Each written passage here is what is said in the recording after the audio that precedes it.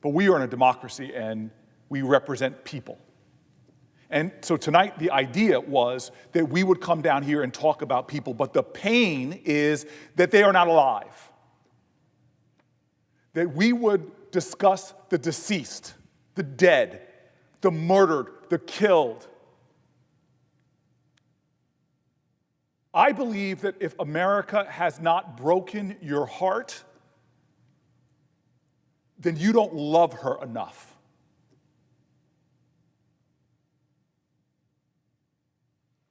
Name after name tonight has been spoken by colleague after colleague, and dear God, every single name is a son or daughter, it is a brother or sister, it is a family member, they are a person, part of a community, and they are dead. But this is not just any limited list. It seems to grow like a cancer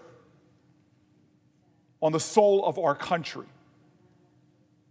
You take my age, 51 years old. Well, in just the time of my life, the death in our country has been something like has never before been seen. In even a country at war, because the people that have died, the human beings that have lost, the family members that have been slain, their total number in just my lifetime add up to more than all of the Americans that have died in every single war, from the Revolution to our current wars in the Middle East. And so my friends and my colleagues have read name after name after name, but the painful, heartbreaking reality is we could have taken hour after hour, over days after days, to name the total that have died in my lifetime.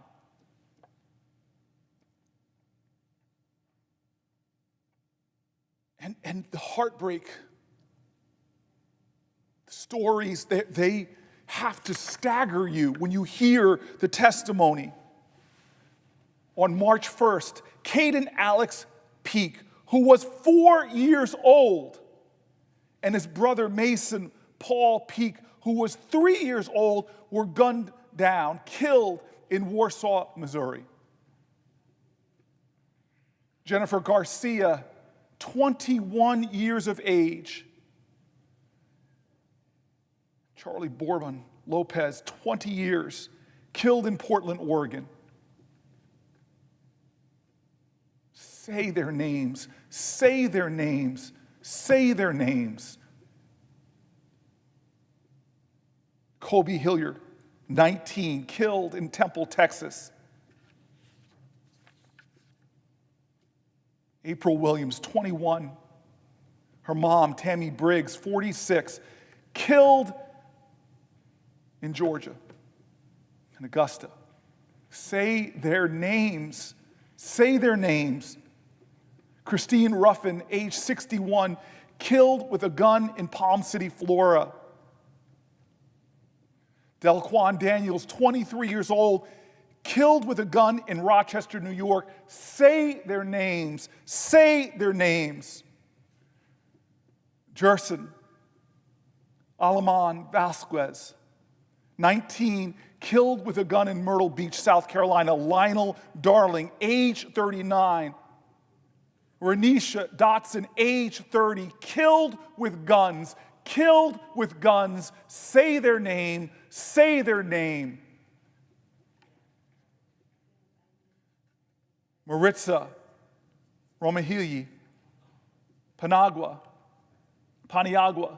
age 20, killed with a gun in Los Angeles. Marlon McAllister, age 51, killed with a gun in Chicago. Mishaela Marie Meredith, 19, killed with a gun in El Dorado, Illinois. Victor Booker, age 20, killed with a gun in Phoenix, Arizona. Ronald Jeffrey Leroy Jones Jr., age 25, killed with a gun in Columbus, Ohio. Say their names. Say their names. This is the question of our country. What is the quality of our mercy? How courageous is our empathy? How destitute is our compassion? How anemic is our love for one another that this many Americans are dying hour after hour, day after day, month after month, year after year, the carnage in our country like never before seen in humanity. And we do nothing as a society in a government that was formed for a more perfect union, for domestic tranquility, for justice. At the top of our federal government's constitution is the very ideal that we are for the common defense. Say their names. Do we honor them? Do we love their survivors? Love is not sentimentality, it's not words. It demands something. It necessitates sacrifice. And I can't tell you, I am one of those folks who, serving in the mayor of an American city, would have my police officers show me the films of murders from our cameras, human beings being shot and killed. How could it not shake the core of your soul? How could it not rip open wounds that cannot be healed? My colleagues reading names of people, children lost, kids lost to suicide, bodies mangled, people paralyzed. How could it not call to your conscience? How can it not demand from all of us not to sit idly by and watch and witness? We are wounded as a society. We are hurting. There is pain that is unspoken, and that is so dangerous.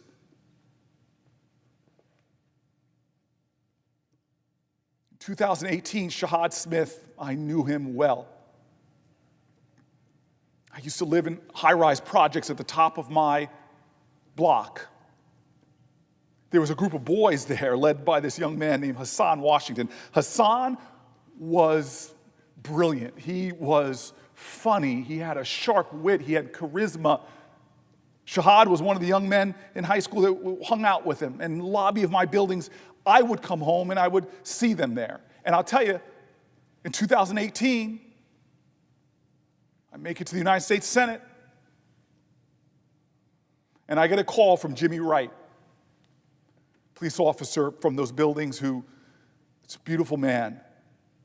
And he was shaken. They killed Shahad on my block where I live as a United States Senator, at the top of my block. And I'll never forget how Jimmy described it. He says, Cory, I talked to the police officer who was killed with an assault rifle. And he said, Cory, the police officer told me his head exploded. And I had to hold on to something. Because most of that kids from that lobby, the children I watched grow up in my 8 years living in those projects, in those buildings. Black boys in a world where there's so much assault.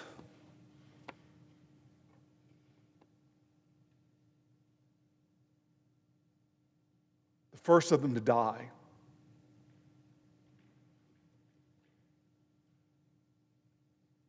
2005, I would come home at night. I was chasing my dream to be the mayor of the largest city in my state. I was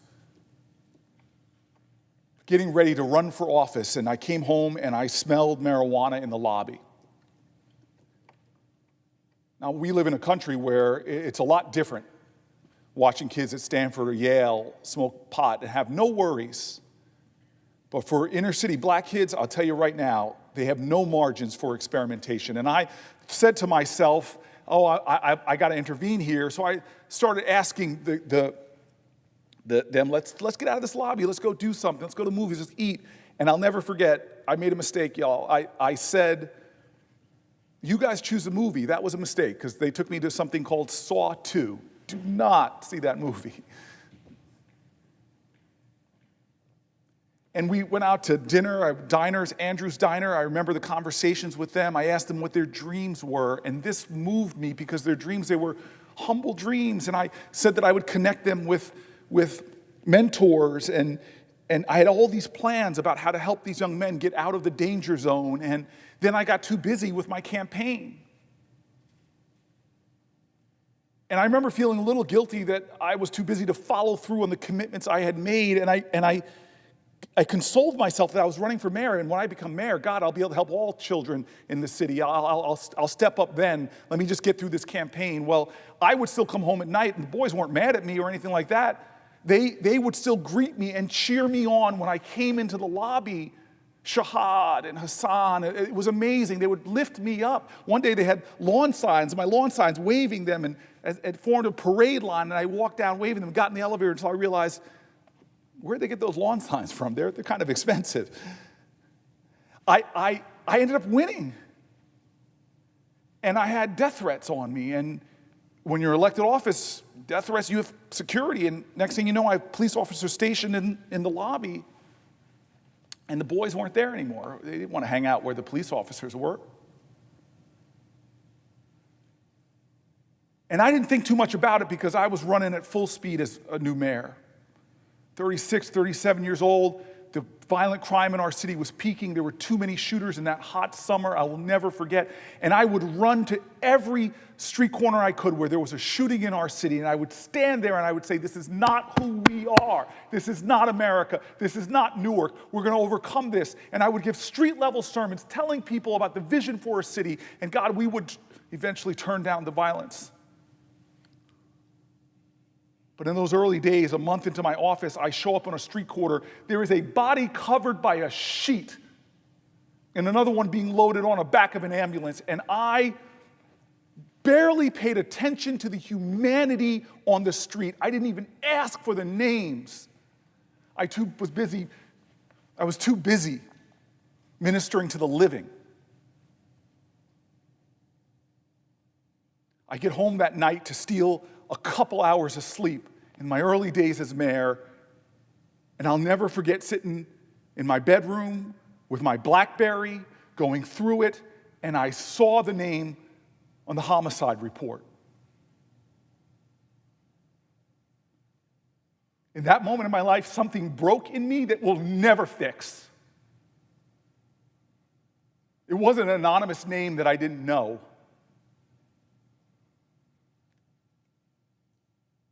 It wasn't just a cold issuance of another crime in a big city. The name was Hassan Washington. 4 floors below me, he lived with his grandma.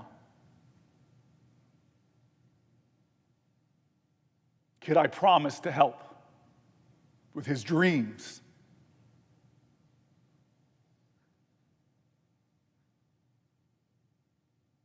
I will never forget his funeral for as long as I live. Perry's Funeral Home, God bless them, those professionals. I entered that funeral home as the newly minted mayor, and I was so upset when I saw it was in their basement room, because going in that room was like descending into the bowel of a ship, a narrow staircase. And I get into this room, we were piled in on top of each other like we were chained together in grief, and people were crying. Everybody was showing up. Everybody was there for what is an American tradition. Almost every day, another boy, another black boy in a box killed by a gun. And I wish I could tell you, Mr. President, that I was strong in that moment. I wish I could tell you I was mayoral, that I was the leader, the father of the city, but I wasn't. I felt shame. I felt hurt. I felt embarrassment. I tried to lean on other people in that room. There were folks I had known for years, but finally I had enough. I had to run. I left there. I jumped in my SUV, drove to my new office in City Hall, and for the first time, not the last, but the first time as mayor of New Jersey's great and largest city, I sat in that office and I wept over a dead boy. And all I could think about was climbing through the feelings of shame and hurt and pain. All I could think about was that funeral, that basement room, packed full of people. All of us were there for his death. But where were we for his life?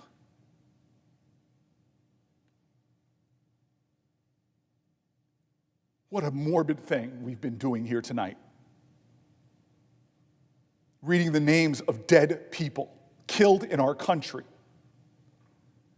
hoping that somehow we can change. Well, I will tell you this right now.